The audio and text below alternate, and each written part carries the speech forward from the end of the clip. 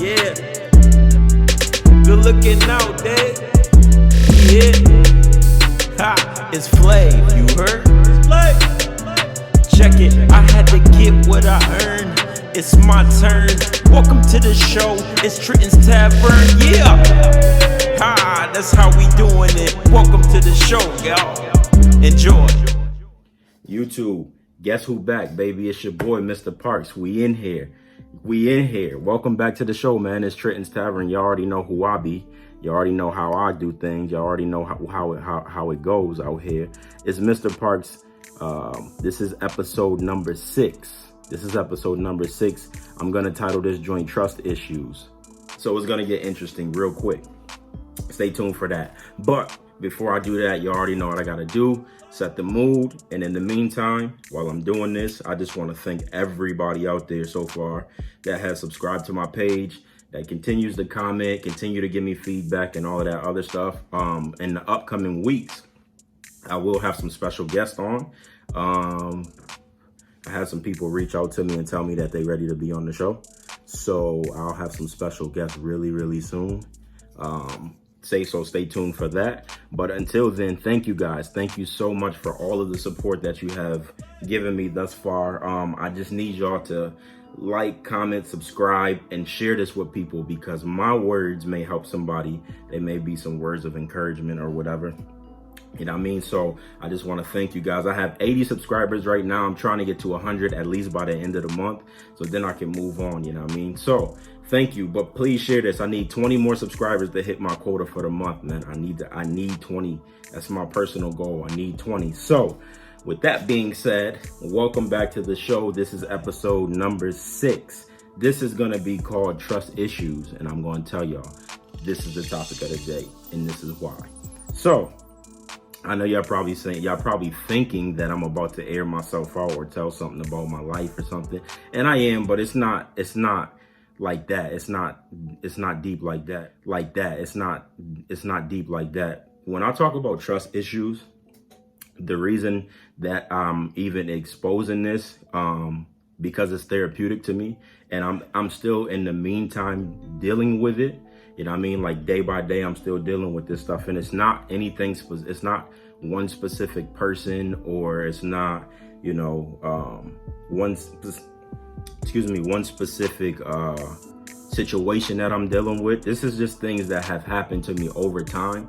You know what I mean? And I didn't realize like how it was affecting my trust with people and things until, again, I went back and did my fast, and God began to reveal some things to me and fill in the blanks and fill in the holes. So the reason why I'm calling this joint Trust Issues is because I've damaged a lot of relationships and friendships and stuff like that. Like I said in my past, in my other episodes, I've damaged a lot. And a lot of it is because I had trust issues with trusting people and trusting their word and things of that sort. You know what I mean? Like, and again, I didn't know that all of this was happening because I thought this is just who I was as a person. You know what I mean? When in all actuality, it's not who I am as a person. It's just the result of me having to grow up without certain things and having to deal with certain things as I grew up. You know what I mean? So, like I said, I talked to my pops, and that was probably the best thing that I've done. You know what I mean? Besides give my life to God. That was the second best thing I've ever done because talking to my dad revealed so much to me. You know what I mean? Because before I talked to him, I knew nothing about these trust issues. You know what I mean? Because of course, when I was younger, there was times where my pops would say, you know, he's coming to get us, and that wouldn't happen. Or when we was told we would get certain stuff, not from just him, but just people in general, family members, whatever. There would be times where we was told that we was going to be able to go somewhere. Like I remember one time we was about to go to Disney World, and we like woke up and everything and was ready to go. Like we woke up at like 4 o'clock in the morning and was about to head to the airport. And then all of a sudden something went wrong and we wasn't able to go. And as kids, you can understand how devastating that is. And I remember that. And just being told that we was going to get certain stuff for our birthdays and, you know what I mean, certain stuff for Christmas and stuff like that, you know what I mean? It always didn't happen. You know what I mean? Like, so as a kid, I can't speak for everybody, but I just thought that that's just the way life was. You know what I mean? But in the meantime, with tucking that in, I didn't realize that it was creating trust issues. You know what I mean? So, one thing that happened to me, is, I became untrustworthy. Like, certain male figures that came into my life became untrustworthy, because I can tell you right now that there's a few guys that have came in my life that should have been like mentors to me.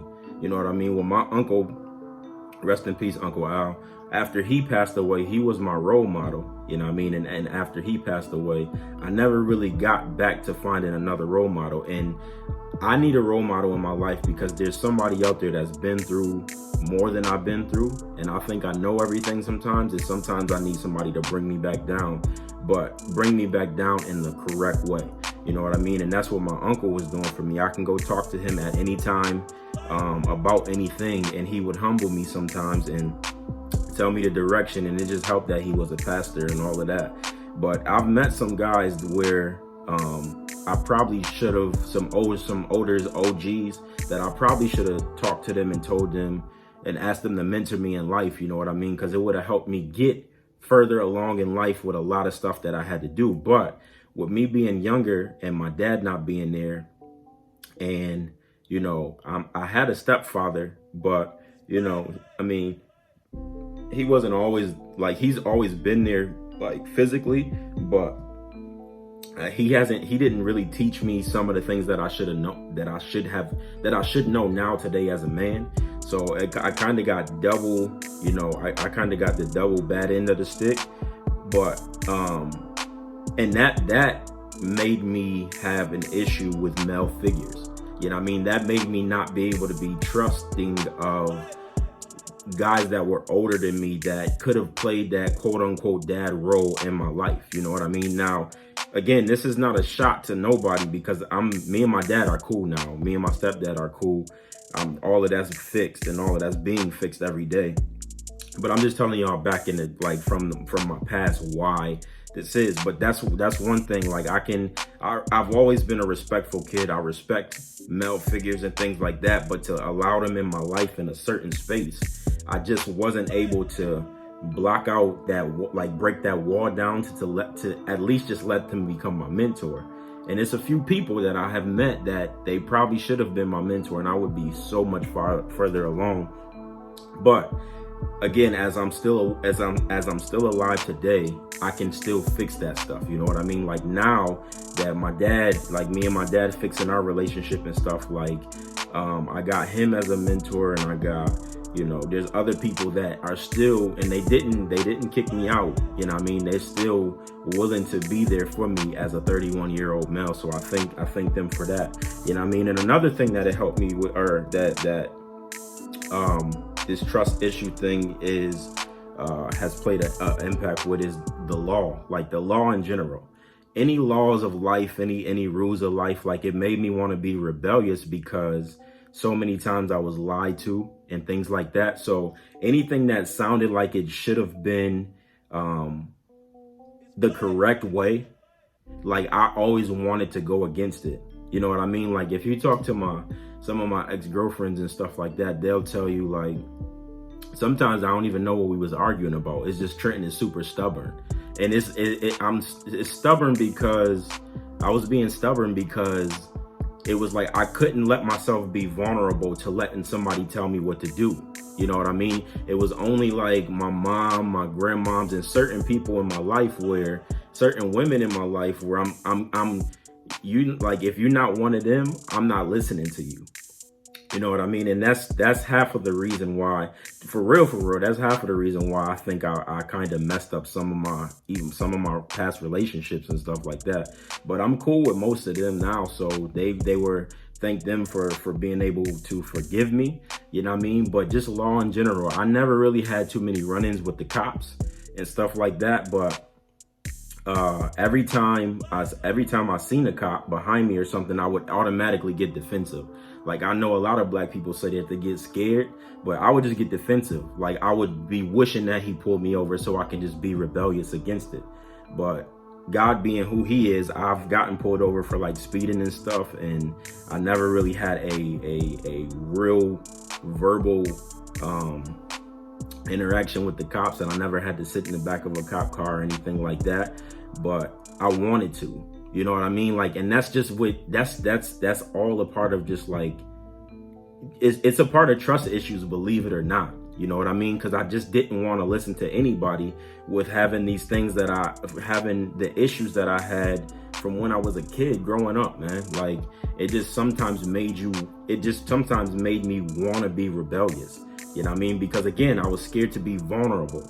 I'm scared to be vulnerable in any situation, any and every situation, with friendships, relationships, when it came to the law, just any and every relation or any and every situation in life. I was just not willing to be a vulnerable kid, because that's not what I had to do, and that's not what I could be when I was a kid. You know what I mean? Because if I let my guard down and I trust your word, and then you came back, I wasn't really the most forgiving person growing up. You know what I mean? As I grew up and I seen that it was okay to forgive and forget, you know what I mean? Like, then is when I really started getting into like, all right, let me sit down and think about this and see if it's even worth, you know what I mean? If it's even worth forgiving them for. But at like, when I was younger, it's like, nah, like, you lied to me. It is what it is. I'll never trust you again. And one thing that I learned is, the lying thing is crazy, because even as a kid, you remember when people used to lie to you, right? And the crazy thing is, people think that lying is something that God said don't do just because, you know what I mean, it's bad. But the truth of the matter is, most of the laws of life are put into place for our benefit. You know what I mean? Like, God didn't say don't lie for his benefit. Like, he said don't lie so it can help us out more so. Because the thing is, if you lie once to somebody, you are not, like, your reputation with that person is completely ruined for the rest of life. Now, they will be able to forgive you, but at any given time, there's a chance that whoever you lied to is going to believe that you're not telling the truth after one lie. Like, it takes 2 seconds to lie and a lifetime to try to make that up again. Once you break somebody's trust with lying, it takes literally a lifetime, and then it can take another second. One lie, you know what I mean? And you're going to think that person is lying all over again. You know what I mean? So, yeah. And then on top of that, when you lie, you not only have to remember the lie that you told, but you also have to tell another lie on top of that, and another lie on top of that, and another lie on top of that. So it's not for it's like that rule, don't lie, is not in benefit. It's not put in place because it's bad to him. It is bad, but it's more so to help us, because when you tell the truth about whatever it is, you may hurt somebody's feelings, you know what I mean? But they will learn to respect you because they know whether you're doing right or wrong, you're telling the truth.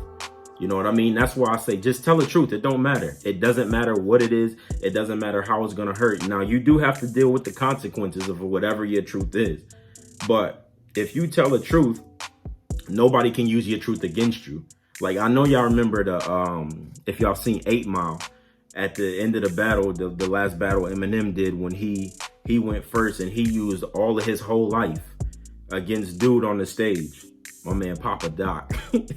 He used his whole truth, and then Pop couldn't even say nothing because everything M was about to say, he had already said it.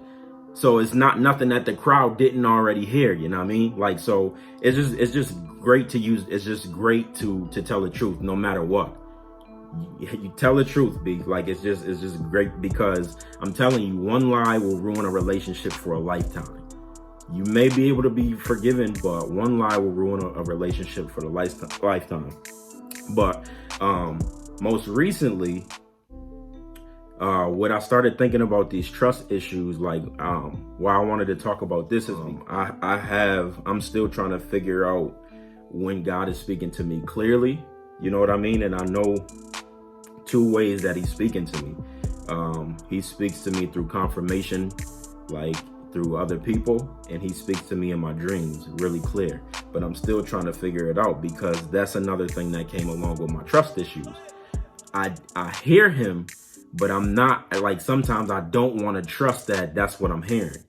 And that's the thing with when you pray and when you ask God to show you something or whatever the case may be. You got to be prepared for both answers. You have to be prepared for the answer that you want, and you have to be prepared for the answer that you don't want. And whatever that answer is, that's what you have to go on. You know what I mean? But I've been dealing with that, and my trust issues somehow intertwine with that. Like, I don't really be trusting all the time. 100%, I don't really trust what God is saying to me. But I know that it be him saying stuff. You know what I mean? So I told y'all last week that I was on a fast, and that was one of the things that I was fasting for and asking him to help me with, trusting him. So the crazy thing is, I'm not gonna tell y'all exactly what I was like asking him to trust me with, because it was some other situations. It was some personal situations in life. But I said to him, like, all right, I'm about to go on this fast for a week. You know what I mean? Like, and I need you to reveal something to me and show me in my dreams what's this supposed to be. So the reason I even wanted to come on here and tell y'all tell y'all about my trust issues is because I'm learning how to I'm beginning to learn how to trust him off of his first word. You know what I mean? Because what I asked him for has already been shown to me a few times, but this time I told him if he reveals it to me and it's the same answer, I'll never ask again. So, pretty much I asked him to show me about my future in a sense, right? So I had a dream after this fast. I just had this dream. I want to say like Sunday night or something. I had a dream, right? And I told God to show me what I was asking for. So the dream was, you know what I mean, I was walking down the street and there was this big fence. There was a fence that I was walking along. And I'm walking down the street. I can't remember if I was with somebody or what happened, but I know I was walking down the street and there's this big white fence. So as I walked down the street, I was with somebody, because I asked them, I'm like, I wonder what's on the other side of this fence, yo. And they was like, look, just jump over there and see. Like, just jump up on the fence and look over there and see what you see, right?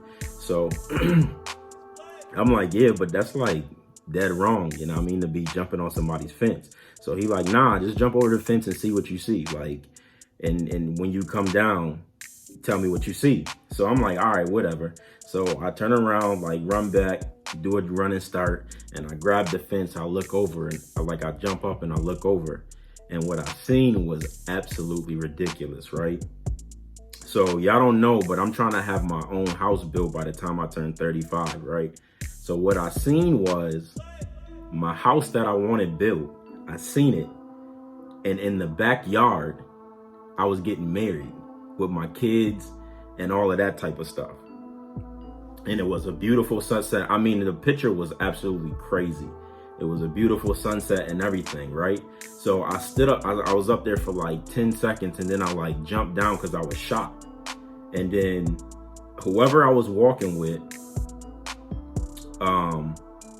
they was like, what you see? And I was like, you won't believe me if I tell you. And they looked back at me and was like, do you trust it?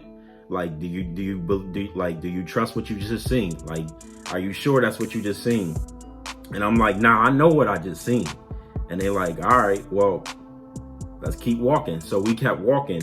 And as I started walking, as I continued to walk, God just was like, listen, once you start trusting me, I have everything on the other side of this fence that you want.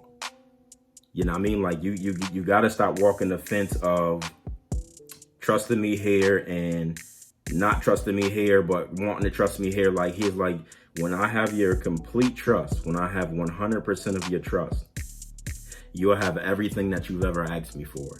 And it was the craziest thing, man. Like, and you can believe it or not, but I know it. And it was more to the dream. Like the beginning half of the dream wasn't really, it wasn't even, it kind of was important, but it wasn't really like that important because the message came at the end.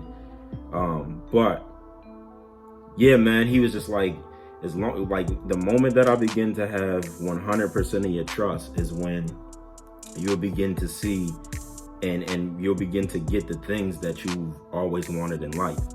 And that kind of woke me up. Like I kind of woke up sweating a little bit because I heard it as if he was like sleeping, like if he was like talking in my ear. It was that clear. So I wanted to say all of that to say, whatever issues that you have from when you was a kid or way back in the day, or for whatever God that you serve or whatever, delve into that, man. Like look into that, because I think a lot of us are our own self enemies, and I think that we all kind of hinder ourselves from getting to where we want to get to in our spiritual life, in our love life, in our social life. We all hold ourselves back in some type of way, shape, or form. You know what I mean? But you have to self-diagnose, you know what I mean? And sacrifice something to find out information that you won't be able to find out on your own. You just won't be able to get those answers on your own, because it's so many people that played a role in your life.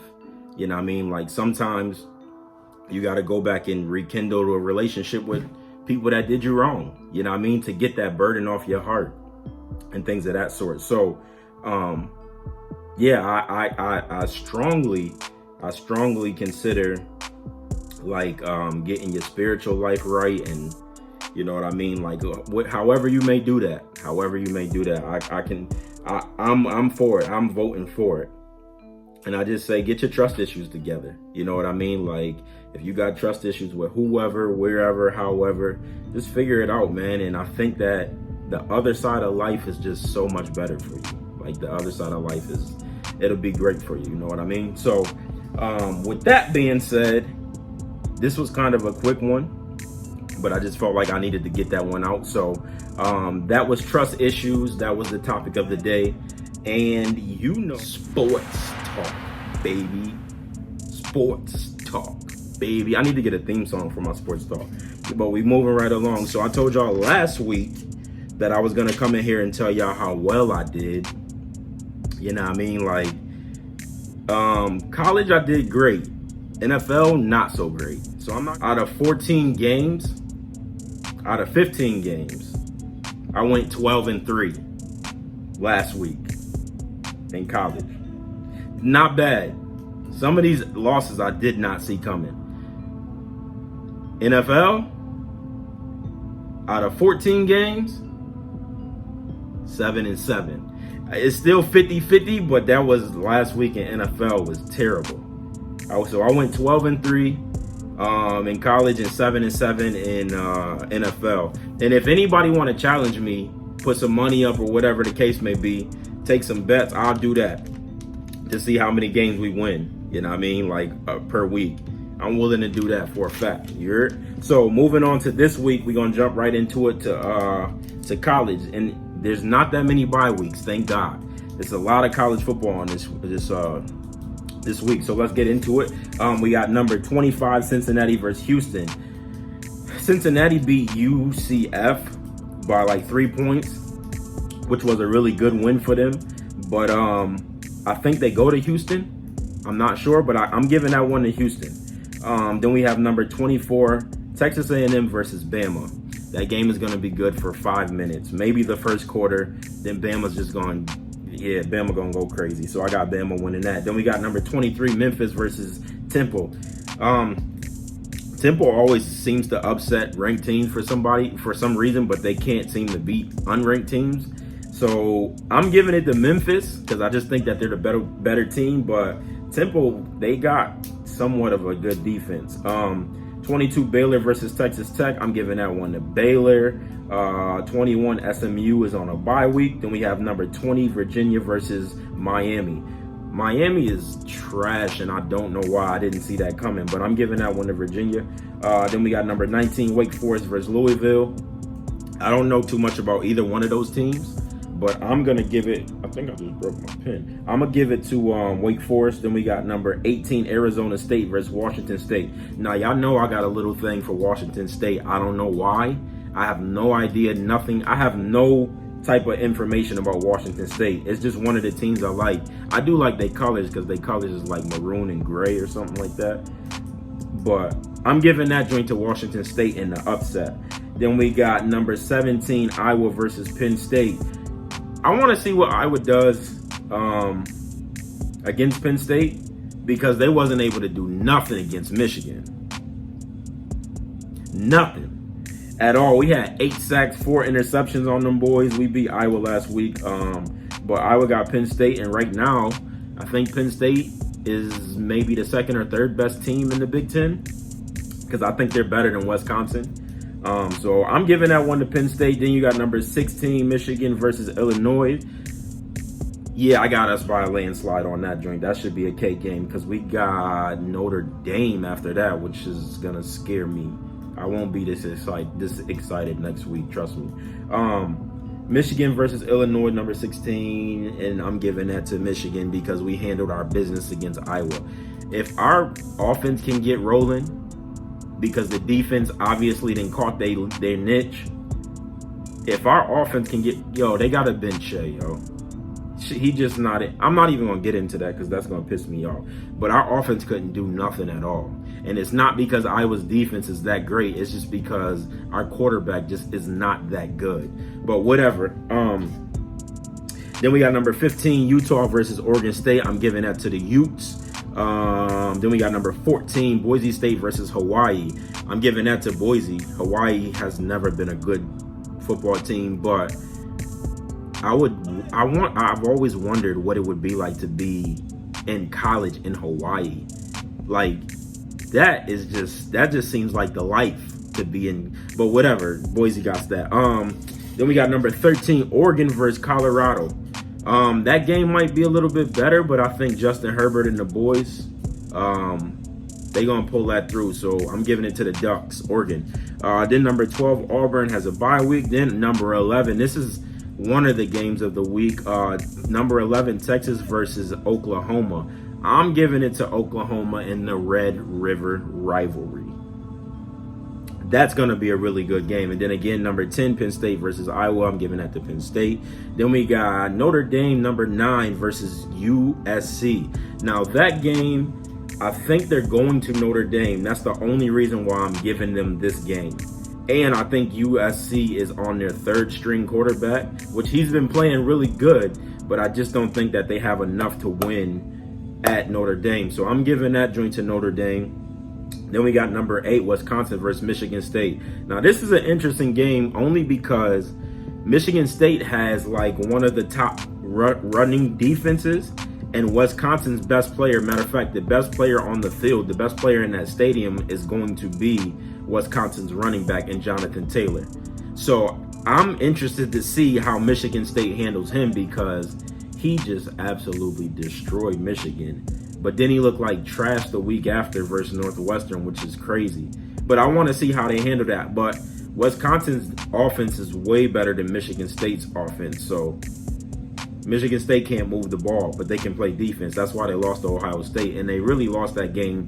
They beat themselves that game because they could have beat Ohio State. But their offense is just trash. So all types of drop balls, and that's Michigan State for you, but whatever. So I'm giving that one to Wisconsin. Number 7 is, this is the game of the week right here. This is the game of the week right here. Number 7, Florida versus LSU. That game is about to be lit. And I'm taking bets on that game because Trevor, for some reason, think that Florida's going to be, like, close to LSU. Like, Florida's trash. He like, no. I seen them play against Auburn. They're legit. No, they not legit. No, they're not legit. They went against a rookie quarterback, and that's not, no. Florida's good, don't get me wrong, but they're not good enough to beat Joe Burrow and the boys. I'm telling you. Go Tigers.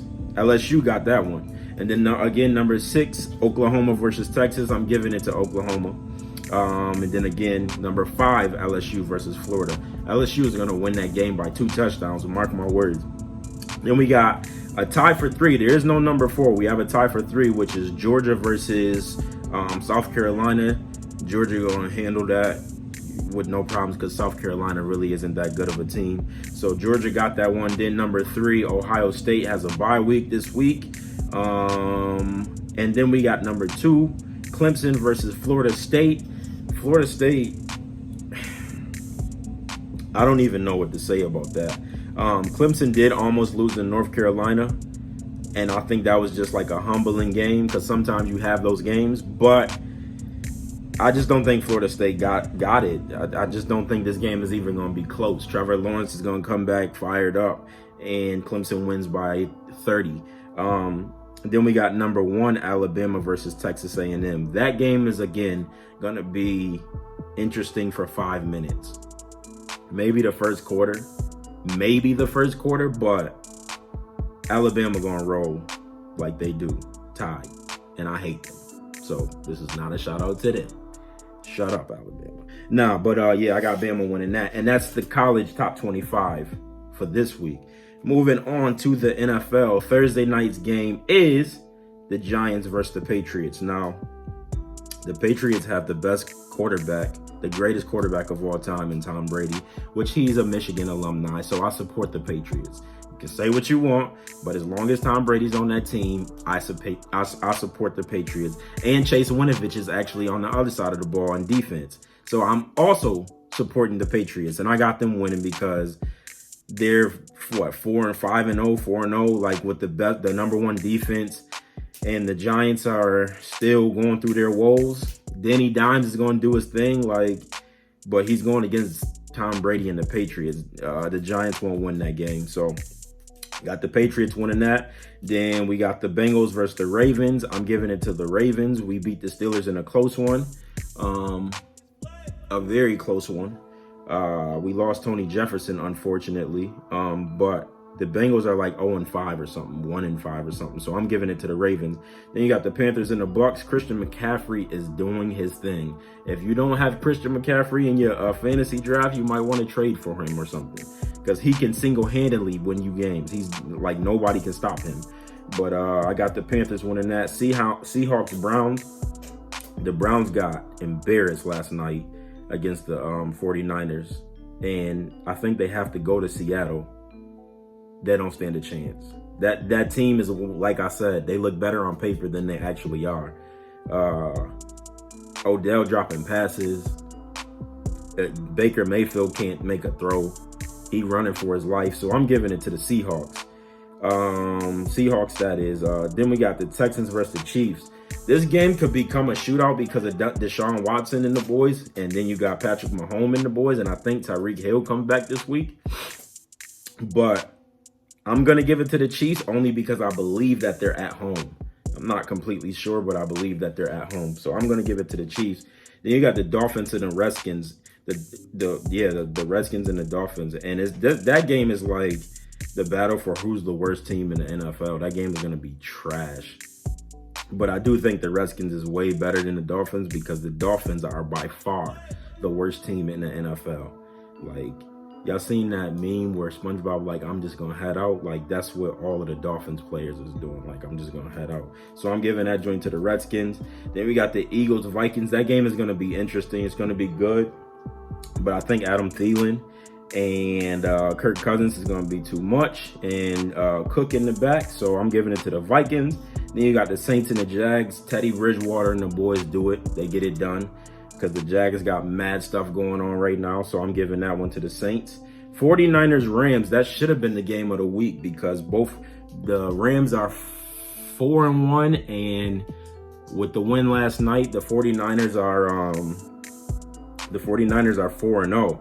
But the defensive lines are going to be interesting to watch because on one side with the 49ers, you got Nick Bosa, who was just unbelievable last night. Like, nobody could stop him whatsoever. But then you have the best D lineman in the league right now in Aaron Donald on the Rams, and he gets double teamed and still gets through.